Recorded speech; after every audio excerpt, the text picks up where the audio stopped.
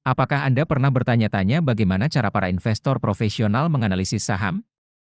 Hari ini, kita akan membongkar rahasia di balik analisis fundamental saham PANS, dan Anda akan menemukan cara praktis untuk menilai potensi investasi ini. Selamat datang di channel kami.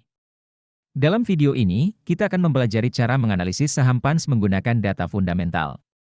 Baik Anda seorang pemula atau sudah berpengalaman, video ini akan memberikan wawasan berharga tentang bagaimana menilai kesehatan dan potensi sebuah perusahaan. Mari kita mulai perjalanan menuju investasi yang lebih cerdas. Sebelum kita mulai, penting untuk diingat bahwa video ini hanya bertujuan untuk hiburan dan edukasi tentang analisis fundamental saham. Ini bukan rekomendasi investasi. Sebelum membeli saham, pastikan Anda melakukan riset yang mendalam. Data yang disajikan mungkin tidak selalu akurat atau terkini.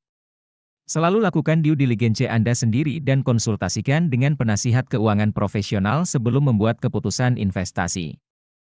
Mari kita mulai dengan melihat pendapatan dan laba PANS. Pada kuartal 3 tahun 2024, PANS mencatat pendapatan sebesar Rp404 miliar dan laba bersih Rp151 miliar. Dibandingkan dengan kuartal 4 tahun 2023, terjadi peningkatan pendapatan dari Rp396 miliar menjadi Rp404 miliar. Laba bersih juga meningkat dari Rp138 miliar menjadi Rp151 miliar. Ini menunjukkan tren pertumbuhan yang positif, yang merupakan indikator baik bagi investor potensial. Sekarang, mari kita lihat profitabilitas PANS. Pada kuartal 3 tahun 2024, margin laba bersih atau NPM PANS adalah 0,37 atau 37%. Ini berarti dari setiap rupiah pendapatan, PANS menghasilkan laba bersih 37 sen. Margin laba operasi atau OPM sebesar 0,47 atau 47% menunjukkan efisiensi operasional yang baik. Meskipun tidak ada data untuk margin laba kotor atau GPM, NPM dan OPM yang tinggi mengindikasikan bahwa PANS mampu mengelola biaya dengan baik dan menghasilkan keuntungan yang solid dari operasinya. Dalam hal posisi keuangan, pada kuartal 3 tahun 2024, PANS memiliki total aset sebesar Rp2,4 triliun, dengan ekuitas sebesar Rp1,57 triliun.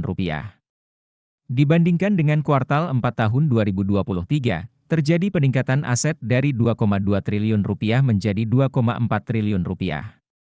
Ekuitas juga sedikit meningkat dari Rp1,56 triliun. Peningkatan ini menunjukkan pertumbuhan nilai buku perusahaan yang bisa menjadi sinyal positif bagi investor. Kesehatan keuangan PANS terlihat cukup baik. Debt to equity ratio atau DER perusahaan adalah 0, yang berarti PANS tidak memiliki utang yang signifikan. Ini menunjukkan risiko finansial yang rendah. Equity multiplier atau M sebesar 1,53 menunjukkan bahwa perusahaan lebih banyak menggunakan ekuitas daripada utang untuk membiayai asetnya. Ini adalah indikator positif yang menunjukkan stabilitas keuangan yang baik.